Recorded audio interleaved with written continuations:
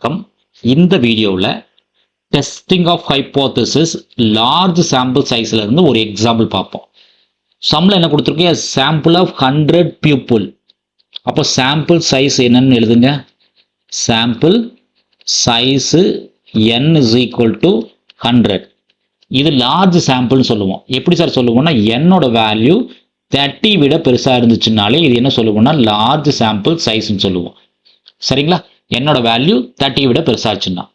So a sample of 100 people during the past year so that an average life span. ஆவரேஜ்னாலும் மீன்னாலும் எல்லாம் ஒன்று தான் sir. அப்போ sample mean என்ன கொடுத்துருக்கோன்னு பாருங்க. Sample mean X bar equals to 71.8 years. If the standard deviation of the population. So population standard deviation கொடுத்துருக்கோம். So standard deviation sigma. சிக்மான்றது population standard deviation 8.9 கொடுத்துருக்கோம். சரிங்களா? ஸோ என்ன டெஸ்ட் பண்ணணும்? Test whether the mean life of span today is greater than 70 கேட்குறோம். Mean life time of the span. அப்போ population mean யாரோட check பண்ணணும் சார்? நம்ம பாப்புலேஷன் மீன் கூட தான் செக் பண்ணணும். So population mean mu equals to 70. நம்ம சொல்லலாம் இங்கே பாப்புலேஷன்ன்ற வேர்டே மென்ஷன் பண்ணலையே சார், இது எப்படி பாப்புலேஷன் மீன் எடுத்தீங்கன்னு கேட்கலாம். ஸோ சாம்பிள் ஆஃப் 100, இந்த 100க்கு உண்டானது ஆவரேஜ் 71.8. இந்த 100ன்றது சாம்பிள். அப்போ சாம்பிளுக்கான ஆவரேஜ் இது கொடுத்துருக்கோம். அப்போ சாம்பிள் மீன் தான் 71.8. அப்போ அடுத்தது கொடுத்த மீன் என்ன பார்த்தீங்கன்னா ஆட்டோமேட்டிக்காக அது பாப்புலேஷன் மீன் தான். சரிங்களா? ஸோ ஃபர்ஸ்ட் ஸ்டெப் என்ன சார் பண்ணணும்? முதல்ல ஹைப்போதசிஸ் ஃபிக்ஸ் பண்ணணும். ஸோ ஸ்டெப் 1 என்ன சார் பண்ணணும்? நல் ஹைப்போதசிஸ் H0 அப்படின்றது நல் ஹைப்போதசிஸ் இல்லைங்களா? H0 இஸ் நல் ஹைப்போதசிஸ். ஸோ நல் ஹைப்போதசிஸ் என்னன்னு சொல்றேன்னா உள்ளது உள்ளபடி எடுத்துட்டா நல் ஹைப்போதசிஸ்.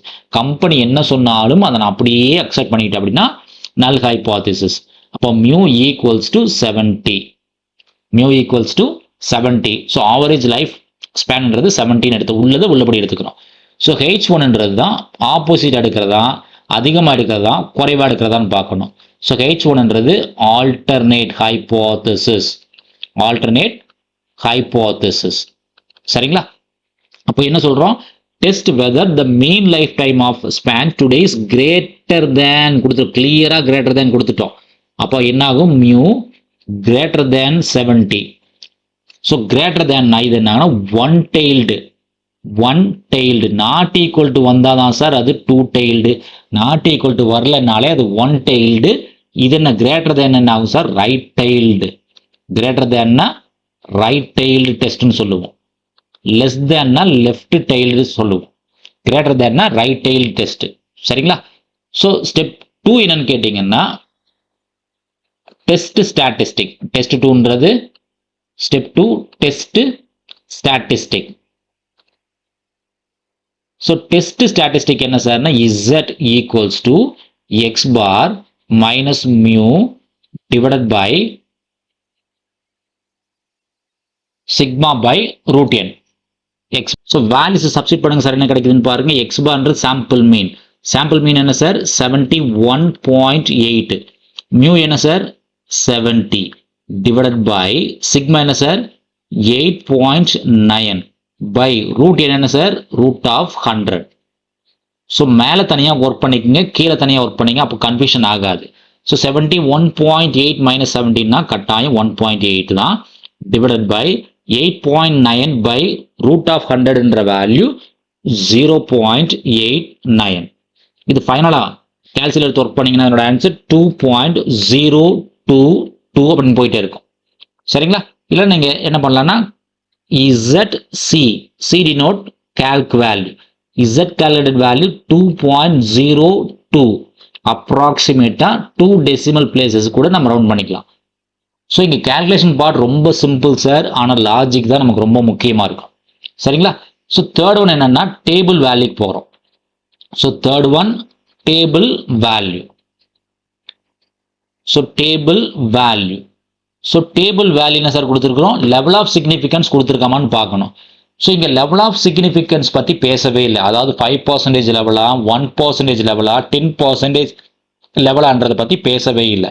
அப்போ level of significance not given அப்படிங்கும்போது டிஃபால்ட்டாக நம்ம என்ன சார் சூஸ் பண்ணணும்? டிஃபால்ட்டாக 5% லெவல் ஆஃப் சிக்னிஃபிகன்ஸ் சூஸ் பண்ணிக்கணும். சரிங்களா? லெவல் ஆஃப் சிக்னிஃபிகன்ஸ் கொடுக்காத சமயத்தில் டிஃபால்ட்டாக நம்ம 5% லெவல் ஆஃப் சிக்னிஃபிகன்ஸ் தான் எடுத்துக்கணும். அப்போ இது கிளியரா என்னது? Z alpha at 5% level of significance. இது ரைட் டெய்ல்டு டெஸ்ட் இல்லைங்களா? Right tailed test. அப்போ right tailed test 5% level of significance. இதனோட ஆன்சர் என்னன்னு கேட்டீங்கன்னா இசட் ஆல்ஃபா. ஆல்ஃபான்றது என்ன? Table value. Z table value என்னன்னு கேட்டீங்கன்னா 1.65. ஸோ 1.65 தான் டேபிள் வேல்யூ. சரிங்களா? ஸோ டூ டெய்ல்டு டெஸ்ட்னா கூட நம்ம டேரெக்டாக சொல்லிட முடியும் sir, greater than less than வச்சு போட்ட முடியும். But right tailed left tail வரும்போது அவர் டேரெக்டாக சொல்ல முடியாது சார், ரொம்ப கேர்ஃபுல்லாக தான் போடணும். ஸோ அதுக்காக தான் என்ன சொல்கிறோம், படத்தை போட்டால் நமக்கு அந்த கன்ஃபியூஷனே வராது சார். ஸோ படத்தை போட்டிங்க அப்படின்னா என்றைக்குமே நமக்கு கன்ஃபியூஷன் வராது. சரிங்களா? ஸோ மிட் வேல்யூ 0, இது நெகட்டிவ் சைடில் இன்ஃபினிட்டி, இது பாசிட்டிவ் சைடில் இன்ஃபினிட்டி. சரிங்களா? அப்போ என்ன சொல்கிறோம்? Right tailed test. அப்போ ரைட் சைடு தான் போட்டாகணும். ரைட் டெய்ல் டெஸ்ட்னா ரைட் சைடில் தான் போட்டாகணும் இல்லைங்களா? ஸோ 5% ஆன்சர் என்ன சார்? டேபிள் வேல்யூ என்ன சார்? 1.65. அப்போ 1.65ன்றது மேபி இவ்வளோ தூரம் இருக்கும்னு நான் அஷ்யூம் பண்ணிக்கிறேன். அப்போ இதில் எது சார் ரிஜெக்ஷன் ரீஜியன் கேட்டிங்கன்னா இது கிளியர்லி ரைட் டெய்ல்டு டெஸ்ட். அப்போ ரைட் சைடு மட்டும்தான் என்ன பண்ண முடியும்? Rejection region. இதெல்லாம் என்ன சொன்னால் ரிஜெக்ஷன் ரீஜியன். Rejection region. சரிங்களா? அப்போ இதெல்லாம் என்ன கேட்டிங்கன்னா இதெல்லாமே அக்செப்டட் ரீஜியன். இதில் விழுந்துச்சுன்னா அக்செப்ட் பண்ணிக்கலாம். அப்போ நம்ம கேல்குலேட் பண்ண வேல்யூ என்ன சார்? 2.02. நம்ம கேல்குலேட் பண்ண வேல்யூ 2.02. அப்போ 2.02ன்றது எங்கே விழுகுதுன்னு பாருங்கள் சார். கட்டாயம் 1.65 இங்கே இருக்குது. அப்போ 2.02ன்றது மேபி இந்த இடத்துல இருக்கலாம். 2.02ன்றது இந்த இடத்துல இருக்கலாம். அதாவது இசட் கேல்குலேட்டட் வேல்யூ 2.02ன்றது இதில் சார் விழுகுது, ரிஜெக்ஷன் ரீஜியனில் தான் விழுகுது. நல்லா பார்த்தீங்க இல்லையா? 2.02ன்றது கட்டாயம் 1.65 தாண்டி தான் இருக்கும். 1.65 தாண்டி தான் இருக்கும். அப்போ என்ன சொல்லலாம் conclusion? So fourth one conclusion. So conclusion என்ன சொல்லலாம்? From table we reject H0. We reject H0. That is accept H1. அது என்ன சார் H1? ஸோ மியூ கட்டாயம் 70 விட அதிகமாக தான் சார் இருக்கும். So mean life time of ஸ்பேன்ன்றது கட்டாயம் 70 விட அதிகமாக தான் இருக்குன்றது கொடுக்குறோம். சரிங்களா? So reject H0, accept H1. So இந்த டயக்ராமை நம்ம போடும்போது என்ன ஆகுனா நம்ம அந்த கன்ஃபியூஷனே வராது. சரிங்களா? டயக்ராம் போட்டால் கன்ஃபியூஷன் வராது. டயக்ராம் போடாமல் டைரெக்டாக எழுதணும்னா ரொம்ப கேர்ஃபுல்லாக தான் இருக்கணும். பட் டயக்ராம் போடும்போது மிஸ்டேக்ஸ் மேக்ஸிமம் அவாய்ட் பண்ணிக்கலாம். நன்றி. மீண்டும் இன்னொரு வீடியோ பதிவில் பார்ப்போம்.